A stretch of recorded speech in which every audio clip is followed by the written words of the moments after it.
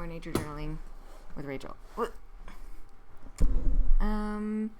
Today I was kind of in the mood to do some birds, and I really wanted to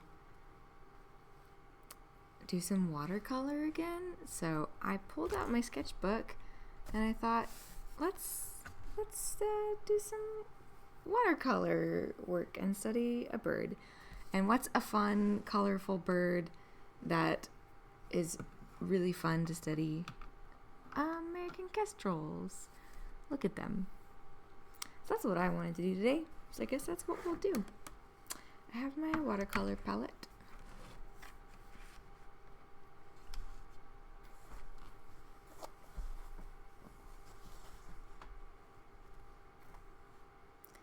And I have a watercolor brush. And I'm gonna get my paints wet. Just got like a squirt bottle with the water in it, just to get us started.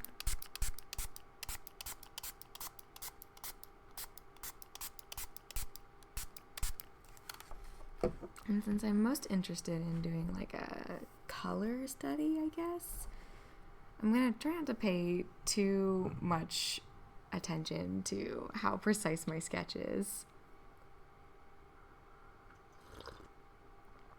And instead, I'm just going to try and throw some birds on the page and then pay much more attention to the colors that I'm putting down. I've just realized I don't have a paper towel for my brush, so I'm going to go grab one. I'll be right back.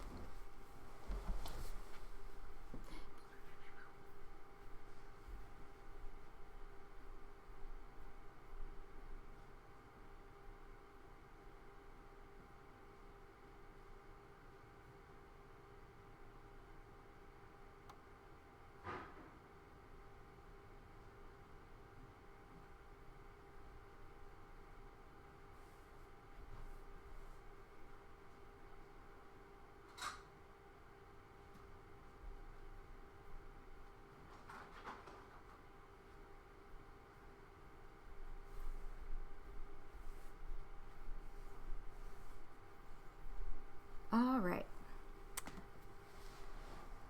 Got my pencil. And I'm ready to start sketching these little guys. I love kestrels. When I was on the chicken tour, I was trying to think of what to call it. I guess Lectrex with K, Audubon of Kansas, A-OK. I exchanged art with somebody who was really into art, and he sketched me a kestrel. It's right here. I saw it when I was walking back over. Look at how cute that is. The really fun little charismatic bird that's really fun to capture. You can tell exactly what it is. What a good little sketch with a ballpoint pen. I love ballpoint pen sketches. Okay, so let's sketch them out. Here I've got a male and a female, and I really wanted to do a color study that looked at both of the sexes because they are so different. I do wish we could see more of her belly in this reference photo, but I'm not mad about this. This is fine. Let's see. Let's block a bird in. I'm going to start, I usually start with the head of the bird to kind of anchor that down in space. Her head is doing very fun things. And then I'm going to go down the back of the bird.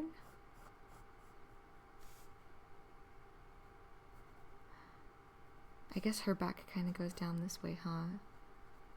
That's where her rump is. Anyway, and then I like to find where the tip of the shoulder is, or the wrist, I guess, and it's kind of underneath her beak right up here, and then sort of trace back that line of the wings to its end.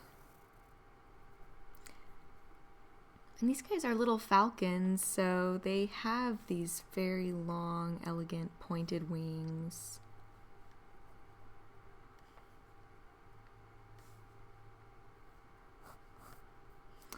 gonna just outline their wings real quick.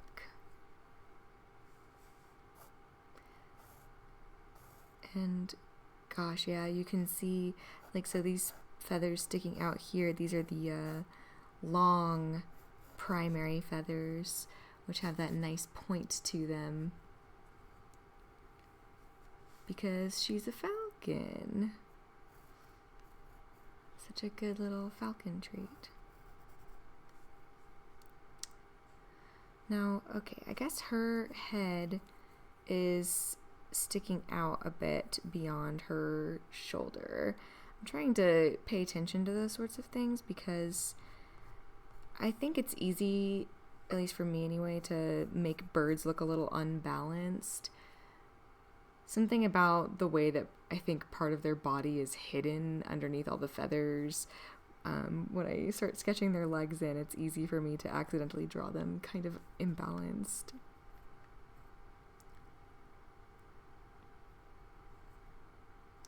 So I'm going to give her a little beak. I'm going to block in where her eye goes. Big falcon eye. I love how yellow the skin is around her eye. That'll be really fun to paint. I'm also catching myself. You know, I always talk on these streams about how I like using a ballpoint pen because it forces me to make, I don't know, fewer choices and erasing lines and being perfectionist about them.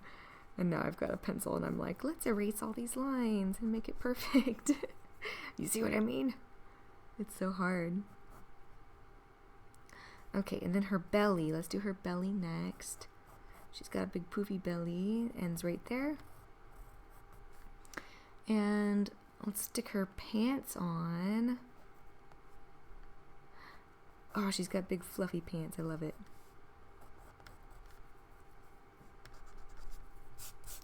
It's so fun how fluffy her pants are. And I guess I gotta throw her tail on there too.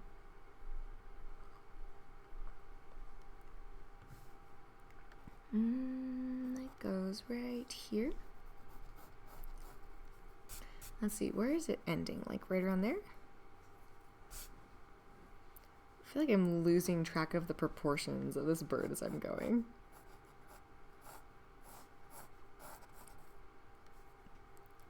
Boom, boom, boom, boom. Awesome. That's good. And I think I messed up the pants a little bit, because they are fluffy on the top and then they get less fluffy at the bottom. Cool. Her legs are super weird. She's holding something in her hands. I think it's a cricket. Some sort of bug. It's got like a little bug leg sticking up. So like this leg that has the pants is over here holding something. That's why it's weird and off balance.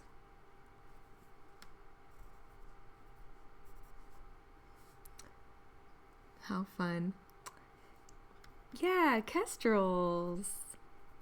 We've got the male and female. And I was really interested in doing a color study today.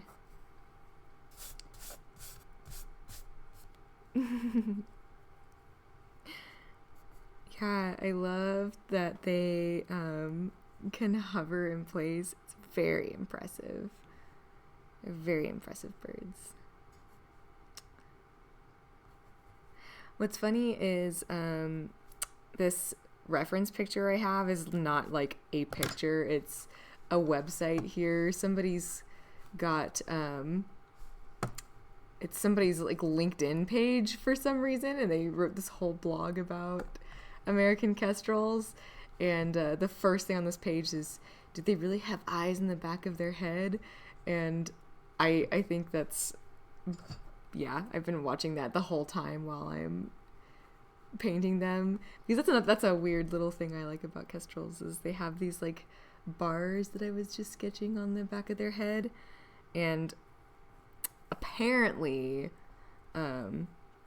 this is not the first I've heard of it, is this random LinkedIn article, but they say that the stripes in the back of their head are functioning as sort of false eyes to catch predators off guard from behind.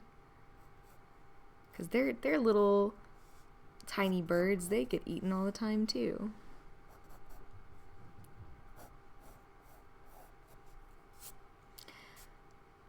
Cool, that's a kestrel. I'm happy with that. I guess her other leg is kind of hidden, but I'll sketch some toes in right there so it kind of feels like she's, I don't know, not just hovering in space.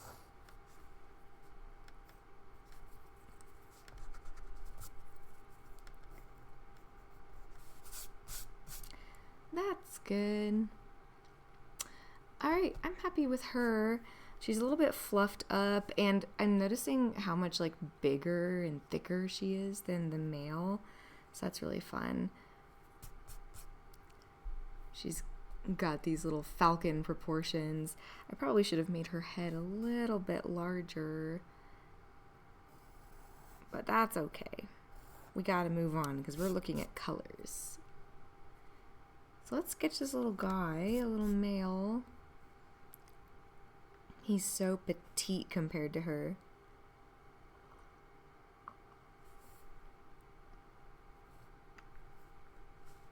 Let's see, I'm trying to make sure I have enough room on the page for him. I'm gonna start with his head. It's cool in this reference image, you can see the just range of colors on the top of his head. Like, I don't know if you can really see that. Maybe I'll make this a little bit bigger. Oop. You see how he's got like this little red cap on the top? And then blue, and then the nape of his neck is this like nice rusty red color. That is just a high quality bird.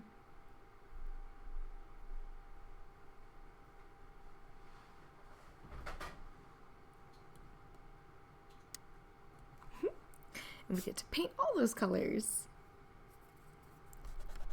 Okay. What was I doing? Focus. Let's give this bird a head. And he's a little bit more dainty than she is. That's really common in birds of prey, for the females to be much, much larger. Top 10 bird of all time. Yeah, honestly.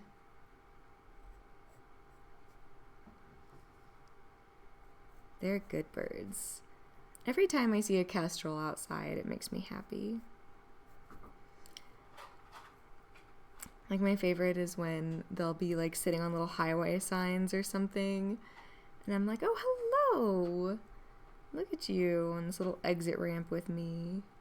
One time I had one that was hovering in place while I was going down an exit ramp. Definitely did not almost wreck my car watching that, but like the things we do for wildlife sightings, sometimes the spirit gets away from us. Okay. Let's see. Okay, nape of his neck, boom. Give him a little back. We're gonna draw his little back next. It goes down here, and then his little wings go there. And then let's get his shoulder. His shoulder kind of starts right there, sort of. And then goes all the way back. Oh, and you're able to see on the little back where his wings are, you can see that the tips of his wings are sort of crisscrossed. That's a falcon trait. And it makes sense that the female's not really showing that trait because she's got food and she's holding her body in a slightly weird way to protect her food. But this relaxed male is crisscrossed on the back of his wings.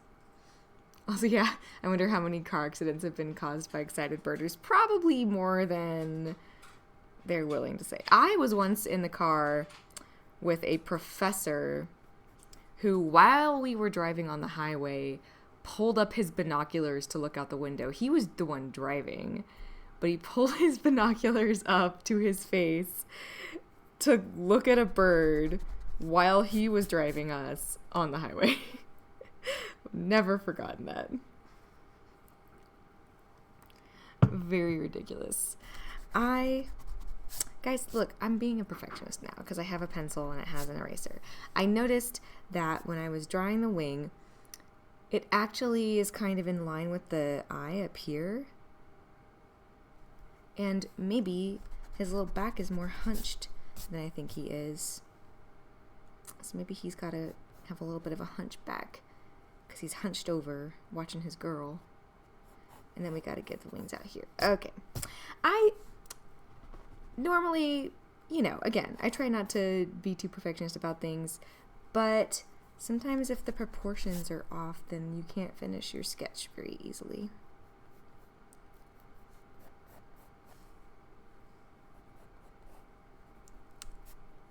Yay. Okay, we're gonna finish this little sketch. You can see this like really clear divide between his head and his neck there. What a good bird. His head is very rounded on top. He just looks more polite than the female does. Look at him. He's like, I'll be patient. I'll wait my turn. I'm a handsome gentleman. Look at his little beak. Ugh, what a good bird. I love kestrels.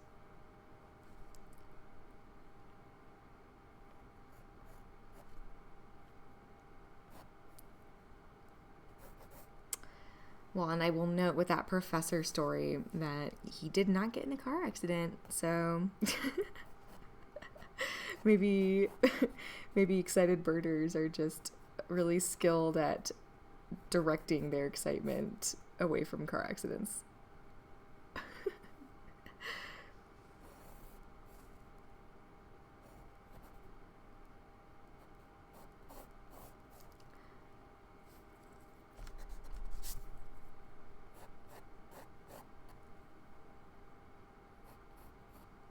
I bet if there are a lot of birder car accident stories out there, it's almost always like a lifer or something. It's not like, oh wow, I saw a kestrel hovering and I've seen them 10 million times. It's probably like, I saw a black vulture for the first time, or I was visiting from California and there was a cardinal and I lost my mind. And some like exciting new bird that they've never seen before. Has anybody like gotten so excited about a bird sighting that you like lost the ability to speak and you like could not explain what was going on to people? You've definitely hit rumble strips on the highway because you saw blooming plants. Yeah, I have hit rumble strips on the highway because of a black vulture. That's why that example came to my mind immediately. I was like, oh yeah, that was me in Louisiana. Like, oh my gosh, black vultures. Rumble, rumble. Oops, sorry. Everybody in the car with me. That's a special kind of plant nerd to see blooming plants and be like, ugh, road safety? Who is she? I forgot to sort of like narrate what I was doing with this sketch. But you guys, if you're sketching some kestrels along with me, sketch them in whatever way feels right for you. I always go on the back of the bird first, and then I kind of find the angles of the wing and the tail, and then I fill in the belly. I feel like it's because the back of the bird is usually a lot more rigid, and so it makes sense for my brain to like, I don't know, get like the top of it down. It's like drawing an airplane or something, right? I gotta get those straight lines on the back, and then I can draw the fluffy belly. Okay, let's give him... I'm not going to try and draw the actual, like, full picture. Like, I'm not going to try and make these branches connect. They're definitely just going to be floating off in space here. But I do want to make this little leg seem anchored to something. So we are going to draw that little branch. It is done. It's been drawn. And then we'll give him his little whoop, little talons, petite little guy talons. These guys are the smallest falcon in North America. I think they're the second smallest in the world. I believe the African pygmy falcon is smaller, and I don't think that there are any smaller birds in the falcon world anyway.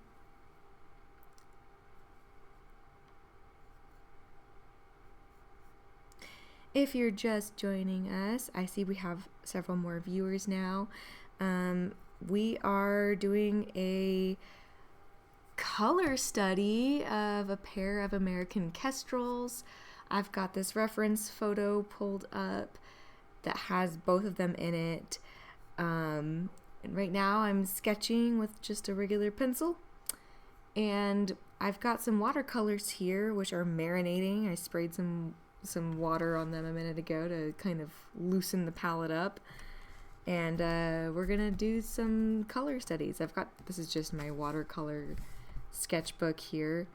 Didn't tape down anything. I'm not gonna do a full background or anything like that, but I am so interested in comparing their colors and really looking at how beautiful and colorful these little birds are. I can't tell what's happening with his little toes. Like, I think one toe is going across the branch like this, and I don't think it makes sense to my brain, but I think that's what's happening, so I'll draw it like that. I think the rest go on the other side. How silly. Cool. I'm gonna define his beak a little bit, just so I'm not worrying about, oh gosh, where does that go when I have the paints pulled out. There we go. And yeah, the eyes have this like really bright yellow skin around them. I'm not super worried about sketching that either, but I am taking note of it because it will affect how I'm able to paint things. Okay, cool. My pigment of choice is watercolor. Anybody who wants to journal along, obviously you can do whatever feels right for you, whatever medium floats your boat. For me, I really like watercolors. I think that they do a lot of fun texture work for you, and I like the way that they look in sketches and how accessible they are right here on my page. So that's what I'm going to be doing. And I'm going to use one brush for everything. This is a little bit of a bigger brush for my sketch, so it's not going to end up being super precise, but I think that that's a good strategic move. Let's see. I'm going to spray my palette one more time. And I'm going to think about my plan of attack here while I drink my coffee.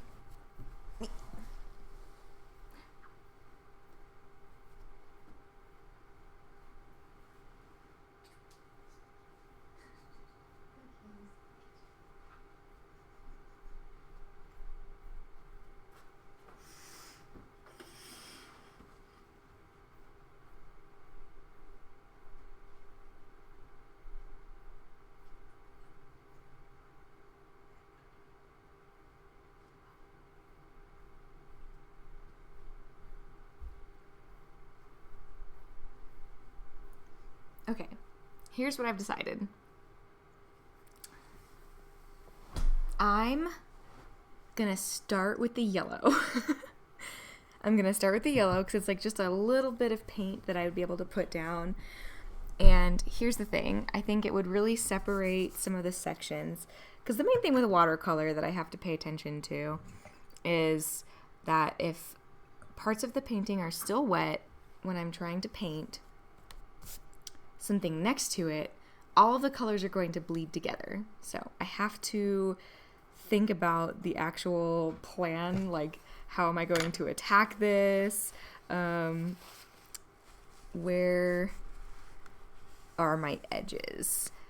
Because that way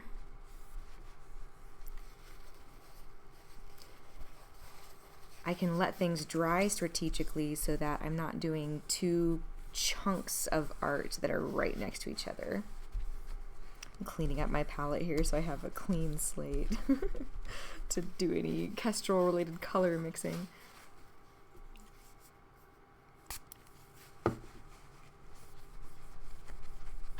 Okay, I've got a clean section of palette. I guess you guys can't see my palette super easily because of the way I have this reference image on there. But that's okay. I'll put the little color mixing section right there so you can see that part at least. That's helpful. Okay, so here's what I'm gonna do. I'm gonna do the yellow parts first because I think that'll create a good barrier for some of these sections on the face and the legs. And then I'm gonna do the wings in the back because that's a little bit separated. And then I can come back and fill in the pieces in the middle, I think. And yeah, the male has a little bit more complex colors going on. So that could be a little bit more tricky. But that's okay. It's interesting how they have really similar colors on the back. And I can't tell. I'm trying to decide if I think that the female's back is it actually a different shade of red that's more dull? Or is it the same shade of red, but all of the barring is actually like giving the illusion of it being more dull? You see what I mean? They look very similar. They're very similar reddish. I think that's what I'm going to do is paint them that way. Because I mean, that's just something that I've noticed is that it looks very, very similar. So that's what I'm going to decide to do editorially in my painting. Right, but first yellow. Okay. Let's get a nice yellow here for our legs. This reference image is making it look a very orangey yellow. So that is feeling nice. I don't think that my camera's quite capturing the colors right. Yeah, there we go. That's pretty good. I might add a little bit of this like lemon yellow, this cad yellow I think is what it is. Because I feel like that's more of like a photoshopping, like Lightroom error and less of like the actual bird is quite that yellow or orangey yellow. So this feels good. I'm going to outline our girl here.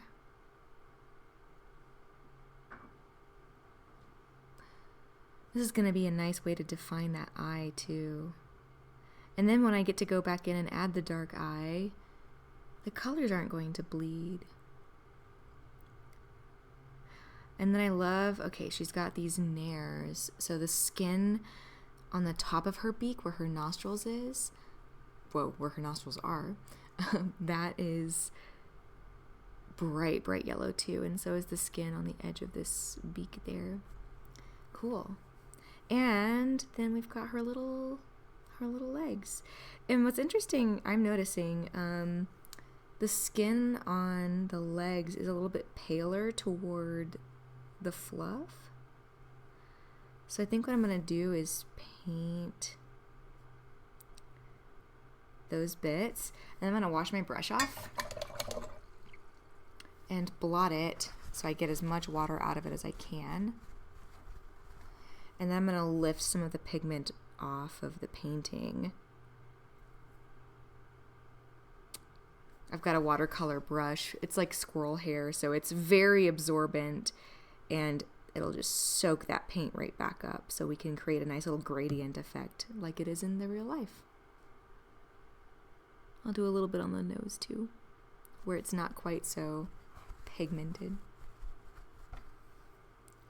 See, boom, easy gradient. That's why I love watercolor. Look at how great that was. That was just like the easiest little gradient ever in the world. And now it's gonna dry and look real pretty. Let's do the male.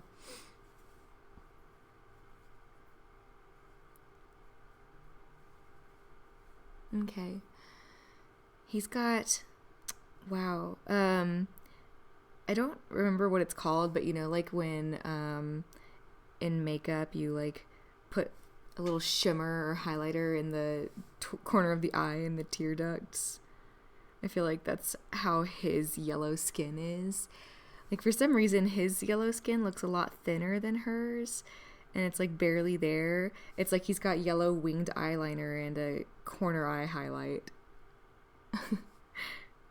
It might just be the angle that he's sitting at, because he's facing more forward than she is. But I've made sure to paint that since that's what I noticed. Okay, and then let's do his little beak. Same thing as hers. He's got the little nostril part of his beak is quite yellow where the skin is. And I already did a really good job of making a line there, so I know exactly where it's going to end. And then, yeah, let's give him some little toes. And I'm noticing with his toes, he's got, I don't know, a little bit more pigment on his body. Which makes sense. I think that's, you know, pretty common in the boys. So I'm dropping in. I'm doing kind of the opposite thing I did for the female, where I like added more I lifted off the pigment toward the top. Instead, I went back to my palette, picked up extra pigment, and dropped in extra pigment on the bottom of him to do a similar thing of creating a gradient where it's a little bit more dark on the bottom. It's so subtle, and there's probably no way you can see it on the camera, but it's those little touches that make watercolor so special. Okay. So we've got that. I'm interested in doing that like reddish brown color now. And I have a color on my palette that I think is going to be really good for this. It's this red iron oxide right here, which dries really brown. I know it looks really reddish and rusty when it's wet, but it will dry pretty brown. So I'm going to mix that with a little bit of something more reddish so that it dries very reddish. But look how perfect that color is. It's like precisely Kestrel back. What do I add though? Should I add a little bit of the yellow so it turns orange? And then maybe I'll add a little bit of this true red, because that's the warm red I have down. Okay. It looks really vibrant on my page. I think it's going to dry down a little bit dull, and I'm willing to risk it. So I'm going to go ahead and paint it in. But I think what I'm going to do actually, let me squeeze as much of the paint out of the brush as possible. I was taught once that if you're going to paint something that's bigger than a walnut, which you know, her back being all one solid color is kind of borderline that for me. So if it's bigger than a walnut, you should put water on the page first so that it looks nice and seamless. So I think that's what I'm going to do. It's going to be hard for you to see what I'm doing on camera, but I'm just going to paint the outline of what I want to paint with water only. And then I can come back and add the actual watercolor paint, and it should turn out a lot more seamless. And I should have a little bit more control over how the end result looks. So I've got that wet. I'm going to go ahead and get the tail wet too, since it's going to be the same color.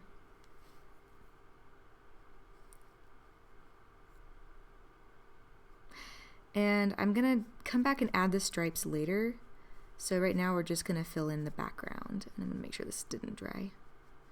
Cool. Now let's drop in some colors. See how that's just going to fill in? I'm going to go around the outside edges, I think, just to make sure I got all the bits I wanted.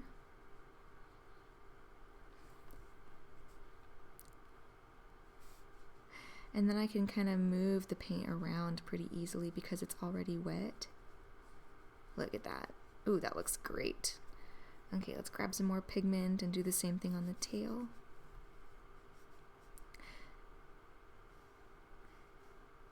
And with watercolor, while it's wet like this is the time where you can mess with it. After a certain point, it's going to get so dry that you really shouldn't touch it anymore. But right now, it's wet enough that you can go back in and add, like right now I'm adding a little bit more red to this edge of the wing. It's probably shadow making it look darker on that end, but that's perfect. Like we can still create that effect and make her look a little bit more three-dimensional by adding that in. And I also want to make her tail have a little bit of a gradient as well. And I'm noticing on this edge over here on the left, it's a little bit light. And so I want to lift off some of that pigment if I can. The lifting off pigment technique is something you can also do when the paints are dry, but you do kind of risk, like depending on the way your paint works or the kind of paper you're using, if you're accidentally introducing a little bit of moisture by having a slightly damp brush, you can accidentally create like some feathering effects if you go back in on a dry one. It just looks a little bit different. So, you know, play around with it. And some paints lift better than others after they're dry. But you could totally do that while it's wet too. I've seen some people use like an old brush that has really stiff bristles that they kind of keep around specifically to scrub paint off of dry pages to make those little gradient effects or like other little details. I think that's pretty neat. Okay, so let's do the same color with the male kestrel. And again, I'm interested to see how this dries because I do think it's going to dry a little bit more brown, but we could be wrong. It could be a surprise. For the male, there's a very clear line between the blue and the red, but I'm noticing that the red also seamlessly transitions in a gradient across this neck area above the shoulder into being a really pale reddish on the breast that fades into white. So I think that that's something that we can cover with watercolors. And I think that's a big enough space on the bird that I want to do the same thing of like putting the water down on the page first. Oh, Seed says that's one thing about watercolor that's really helpful for me. It makes me less of a perfectionist because overworking something will destroy the paper. Yeah, that's so true. That's really true for me too. Maybe that's a reason I like watercolor so much too. Yeah, you really have to like limit how much you're actually messing and fussing with things. You know what I'm noticing too is that this kind of the gradient goes up onto his neck a little bit too, like right here. So I will just add that. Oop, time to make some decisions. Okay, I'm gonna make it wet all the way down here. I'm gonna make it wet a little further past the part where it's going to be white so that I can make sure it's a smooth transition. And oh gosh, I gotta make some decisions here about where that line goes. All right, there we go. That'll have to work. And I'm not worried about his tail right now because it's a small area compared to her tail. So, yeah, I'm trying to get the right angle of my eyes here so I can see like which parts are wet. I gotta find the shine on the page to see where I've been. Okay, I think that'll work. Yes. Cool. Oh, I need to mix more pigment. Dang it, guys.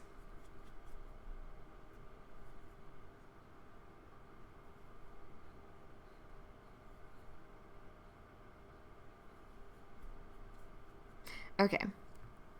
So the brightest part is up here on the shoulder. I'm going to go ahead and do that. Or on the back, I guess. I keep calling things shoulders that are definitely not anatomical shoulders. Like, that's technically the wrist of the bird, but you know what I mean, I'm sure. Okay. Okay, I'm gonna drop the pigment in here real thick. And I'm gonna move it down here to make sure it fills this part in. And see how it's like automatically just filtering in over the shoulder like that? I'm not even gonna do anything on that end. If anything, I might come in and like lift a little bit of it up, but it's just naturally perfectly creating the exact gradient I wanted. Look at that. Oh, it's perfect. While my brush still has enough of this like red pigment in, I'm just going to come back in dry and add the tail. And the way that I planned this out, that's not overlapping with any part that's already wet, so we're good to go. We can just add it in. Nice and thick and dark. Beautiful. I'm quite pleased. Also, while we have this, I guess I'll come back in and add his little red cap, because that's very pigmented and it matches his back. So I'll just come in with the same mixture while I've got it. Ah, look at him. So cute.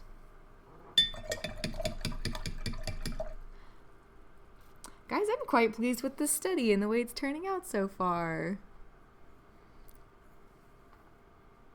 I'm gonna, again, I've wiped my brush off, so it's damp but pretty dry. And I'm going to lift off a little bit of the pigment that's coming in a little harder than I wanted it to. And I'm just gonna push the paint around this edge so it's not so, so it's like up against the pencil edge is what I was trying to say. I just got distracted mid-sentence. Whew, okay, there we go. We did it! I love the way that that turned out. And look at our female kestrel. She looks so nice.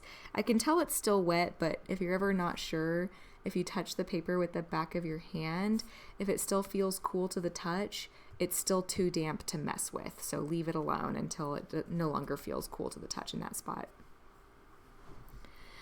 Fantastic. Well, what now? Let's see. We've got a lot of these birds. A lot of the pieces left are pretty white, and we don't really need to do anything with that. I guess I neglected to do some of the red on the female's head, so I'll just go ahead and do that real quick while I'm here.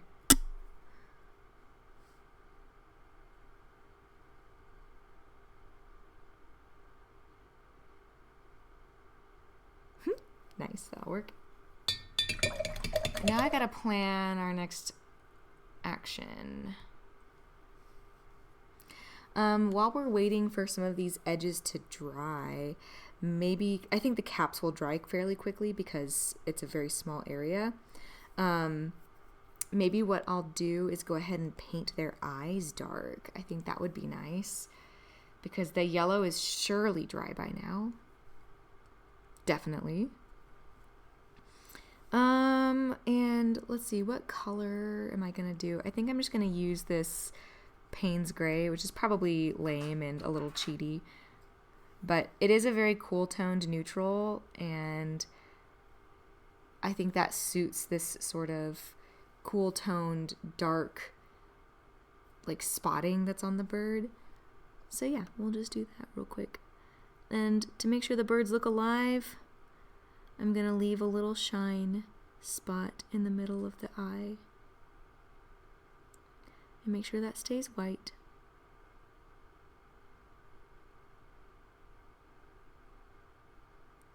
I guess while we're waiting on those edges to dry, we could also do the beak, because that's definitely not touching any wet paint. Let's give her eye.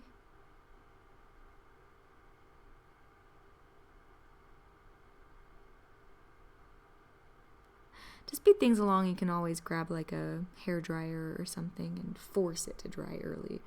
But I just don't want to do that on stream. Okay. Now the beak, again, has like a little subtle gradient where it kind of turns bluish toward the top. Very pretty. So I'm going to grab this like Prussian blue, which is sort of like a blue jeans blue color. Like, ooh, that's a nice like little dark wash jean almost. I'm going to grab that. And I'm going to drop it in on our little guy. Trust the process, trust the process. I'm going to drop it in nice and wet. And then I'm going to add a little bit of the Payne's Gray to the top. And then I'm going to clean my brush off and lift off some of the pigment to make a gradient. Because it's quite light on the top.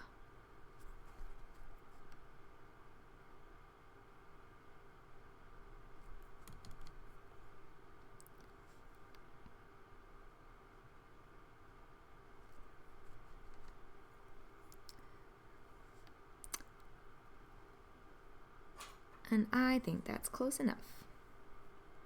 Cool. Let's do the same thing for our girl. Because her beak looks quite similar to his, doesn't it? In terms of the coloration.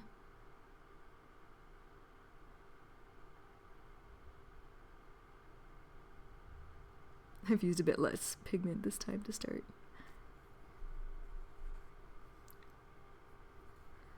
Add a bit of Payne's Gray to the tip. Oops.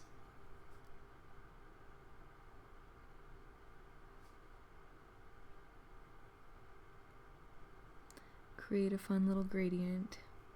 I think my brush was a little too dry, so it was lifting instead of dropping things on.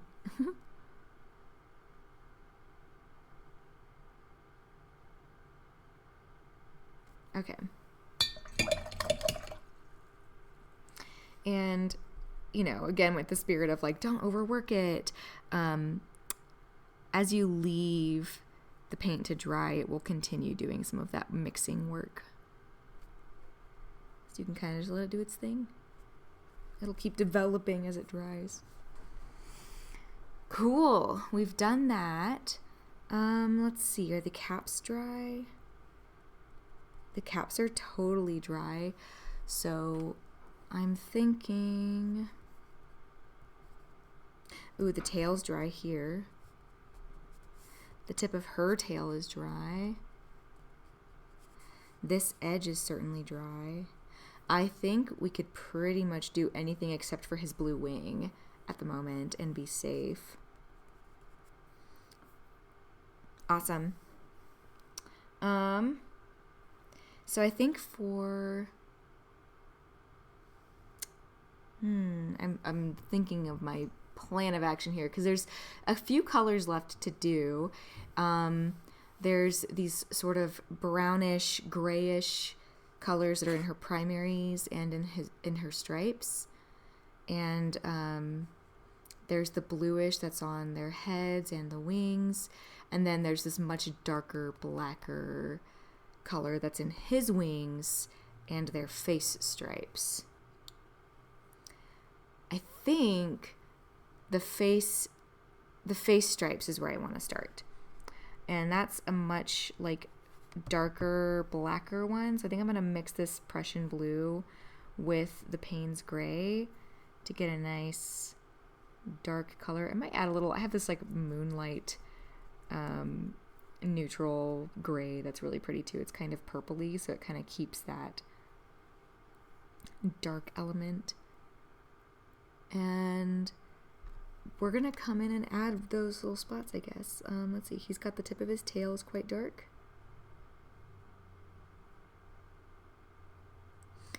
His primaries are quite dark. They're a different color than hers, I noticed. I don't know if I was definitely hinting at that, I guess, earlier when I was just describing the colors, but I do want to, like, purposefully, consciously mention, like, that is something really interesting I noticed. Okay. Adding a little variation by dropping some pigment in the top there. Cool. So he's got his wings. I kind of want to add... That might be too wet for me to mess with. Let's do face stripes then. I was going to add his little spots, but let's do this instead. First one starts right here. It's like a little whisker. And since they are crispy lines, I'm not getting it wet. I'm just doing it straight onto dry paper. And I want it to be a little darker, so I'm adding more pigment. Very good. How do you pick out what color watercolor paints to buy? Did I get these in a set, or do I choose them individually? I need to rebuild my collection of watercolors, and I'm curious what your strategy is. That's a really good question. And some of them are ones I picked up individually, but I like got my base palette that I like the most by copying it from another watercolor artist who also did a lot of experimenting over time. And I was really interested in getting like a good, like high quality set of paints. And there's a creator on YouTube that I've followed for a long time that I learned a lot of my watercolor techniques from, called Mind of Watercolor. And he has a lot of really fun paints, but there's one palette he uses a lot, which is just 8 colors. And so when I was like ready to upgrade from having student paints, I was like, ooh, here's a nice starting point. It's just 8 colors. And like he demoed how they mixed really well, and how you could really get like such a wide range of colors from this one little palette. And so I started with that one, and I was like, these 8 colors are going to be my base because this other artist had good luck with it and said that it was a really good set. And then I've kind of collected a few other paints as I've gone on. You'll notice I have more than 8 paints in my palette, but that was the base I started with. And that was nice because, I mean, with color mixing, you really don't need a ton of colors, but you do want paints that are going to look good together and that are going to be nice, like with the way they play with each other on the palette and stuff. So yeah, I thought that was a nice way to get started. I think if you were to Google Mind of Watercolor 8 color palette or something like that, you would find his video pretty easily. Yes, highly recommend.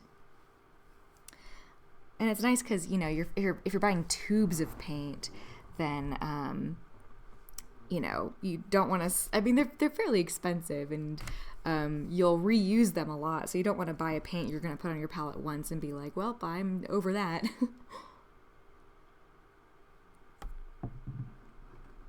You're so welcome. Okay, am I ready to do her primaries? I think I might be. And I think I'm ready to do the spots too. So I'm going to do the spots first because I already have that mixed.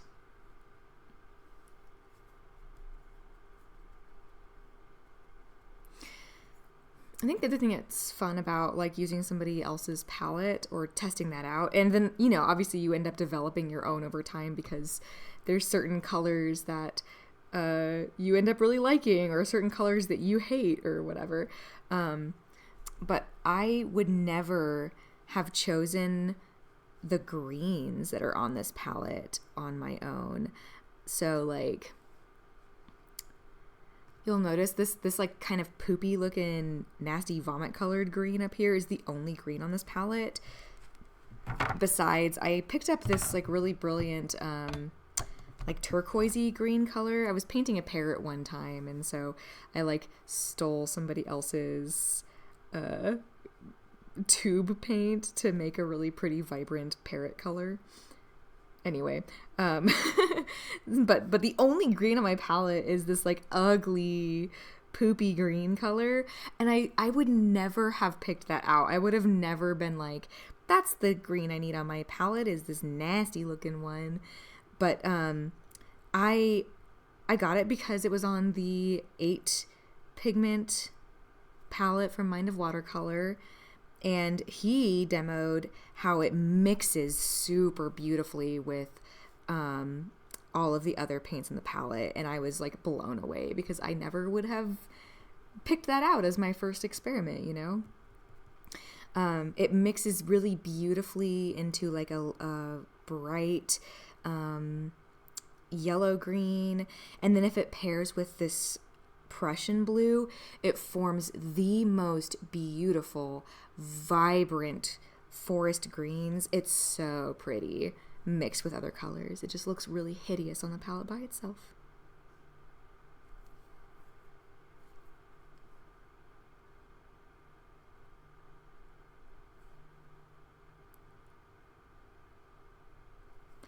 I'm gonna add his spots. Uh-oh, I realize it's 9 o'clock already. Well, we're gonna do our best to wrap this up soon.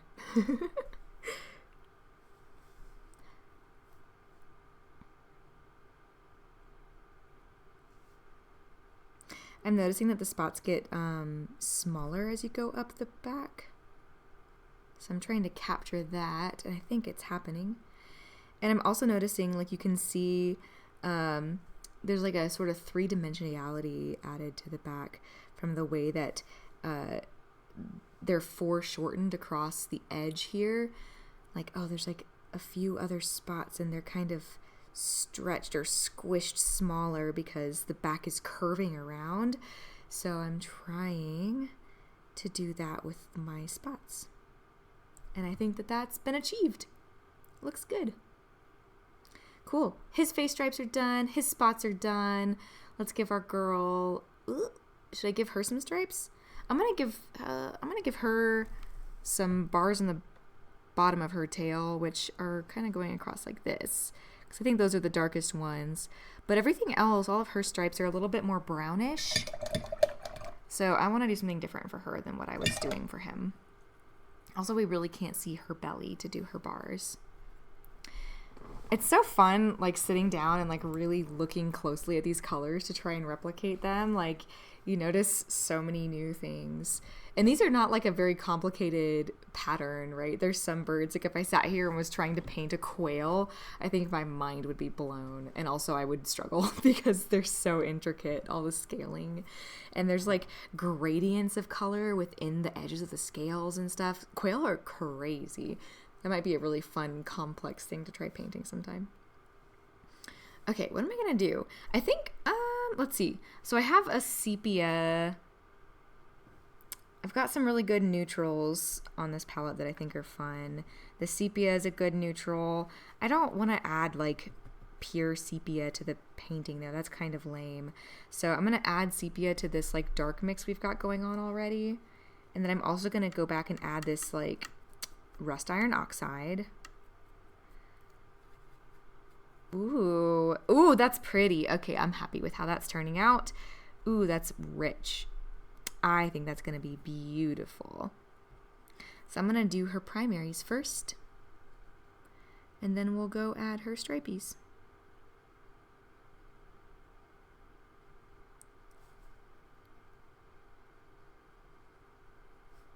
Gotta make sure the edge doesn't dry. Gonna work down.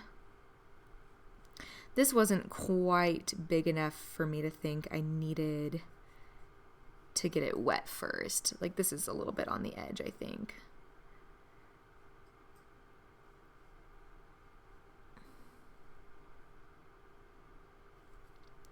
There we go. And then let's drop in a little bit of variation. The tips seem to be the darker part of these feathers. So let's add more pigment on the tips.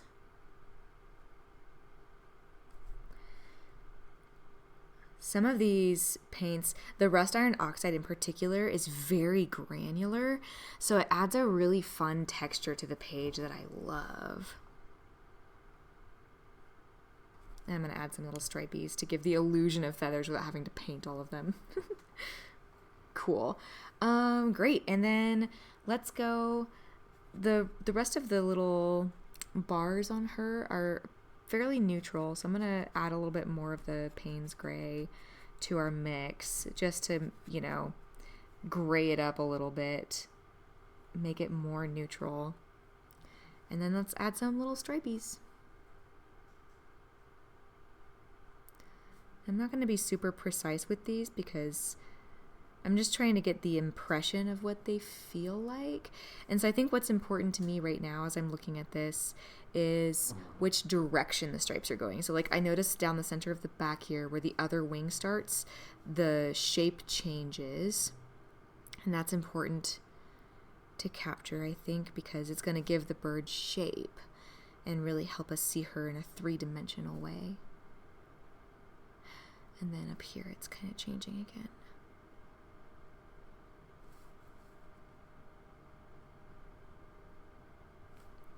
Cool. Okay. And then let's see, over here, it kind of like whirls around like this almost. So I'm going to do that. And the barring is really broken up by all the different like edges of the feather. So I'm kind of almost putting the bars in like they're dots that are loosely connected. That seems to be creating the effect I want. So that's pretty fun. I'm trying not to make it like evenly spaced precisely.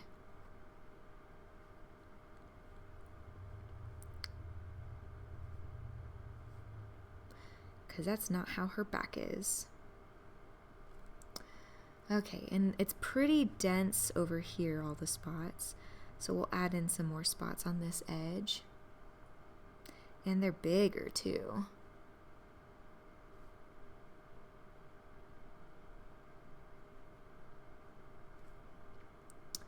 Nice.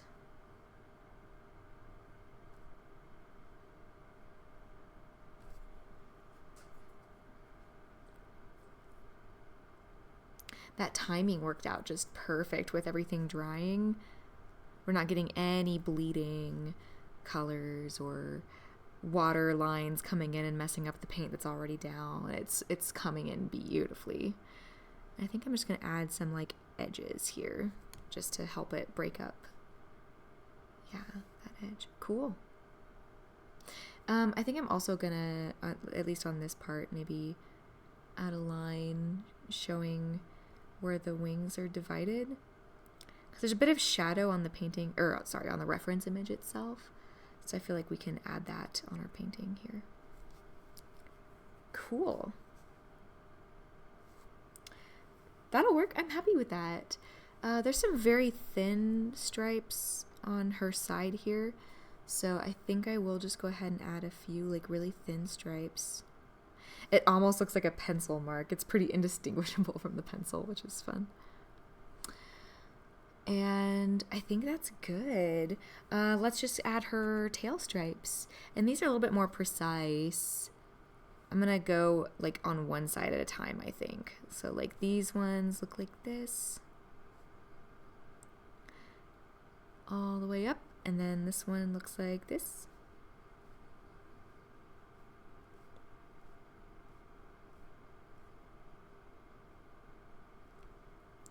And then we've got some more like this.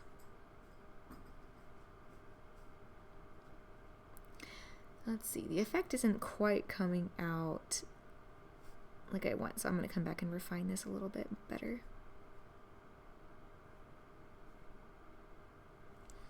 Because it does kind of look like it's going across a little bit more than it turned out in my painting. So I'm just going to kind of join these lines a little bit in a way that makes it look like it's kind of going across the tail, sort of.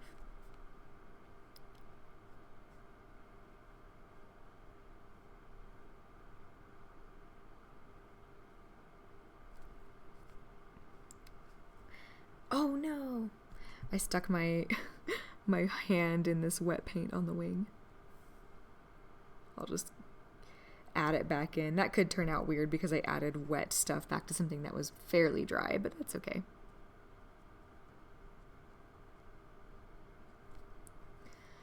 Okay. I think that that looks pretty good. I'm happy with it. There we go. Oh my gosh, the only thing we have left to do is the blue. And that's one of the fun, bright, colorful things of the bird. So that makes it so distinct and so beautiful. And she even gets a little bit of it too on the top of her head. So I'm really looking forward to that. And guess what? Oh, our timing worked out perfectly. His spots that are next to the blue, dry. His eye, his stripes next to the blue, dry. His primaries, super dry. And so absolutely she's ready for her blue too, which is just perfect. We couldn't have timed this any better. I'm going to use this like a Prussian blue spot we've already got on the page, or on the palette rather. And I don't even think I need to really mix this. I think it's kind of the perfect blue already. Look at how beautiful. Okay. Let's give him a little cap. Blue, blue, blue, blue.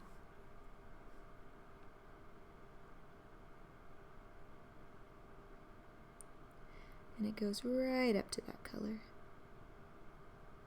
Oh, beautiful. It's going to dry a little bit lighter than it looks right now. So I'm going to leave it alone. Oh, that turned out so good. Okay, let's do his wing. Woo! Oh, and then I guess we have to add his spots, but we'd have to wait for it to dry, so maybe that's not the answer. Maybe we'll just call it good, and then you'll have to trust me that I add the spots in later. I'll show you next time.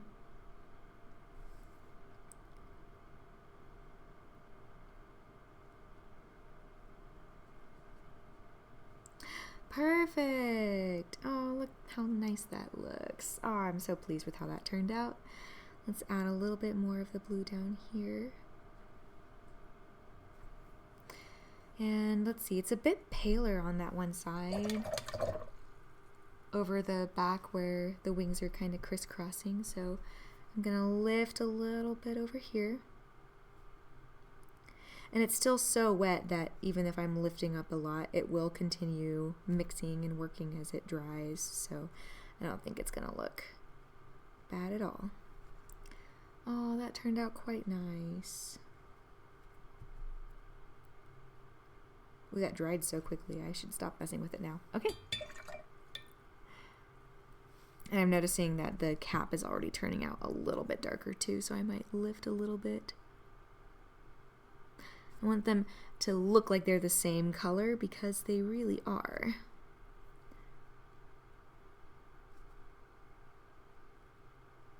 Beautiful. Oh, that turned out so good. Okay, and let's give her a cap. And her cap is a little bit lighter, so I'm going to have more water compared to the paint in this little bit. I'm going to dip it off a little bit so it's not so gloopy. And her blue goes right there.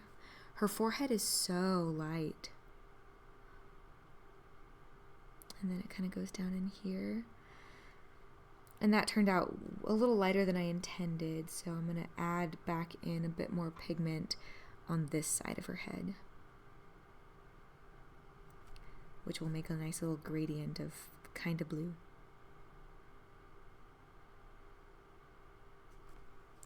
Aw, we did it. Look at them. We did a great little color study on the kestrels. And I feel like the parts that I really wanted to capture, I was able to capture on these sketches. Like you can really see like the difference in the primary feathers and how this like ends up looking more brown, but how, to my eye anyway, the reddish color is very similar across the sexes. I like that a lot. I think I managed to capture that he's a little bit more dainty than she is, which is nice. Her blue is a lot finer. She's got more of that bright yellow, whether that's just the angle or not. We got this gradient of colors moving onto his chest so nicely. And then you can really tell that her chest is quite bright, which is nice. And even that the tail is so different and how different the pigments are in their little spots and their stripes. And even like her little face stripes I think turned out looking nice and fine and a little bit distinct, but also somehow similar, the same. I'm quite pleased with how this turned out. Well, I'm not going to sit here and wait for this blue to dry. I will just add in a few blue spots to finish up the painting. If you wanted to finish this up at home, another fun thing to do would be to take like a nice, I don't know, fine liner or some kind of pen. It could even be a ballpoint pen or whatever, and add outlines to the bird to make sure that like the shapes are exactly the way you want them to be. That would be a fun final touch. And yeah, maybe adding the little fingernails in with the pen would be nice too. Well, thanks for joining me this morning, everybody, on our Kestrel study. I hope you had fun. I definitely did. It was nice to paint a little bit this morning, and I will see you again next week.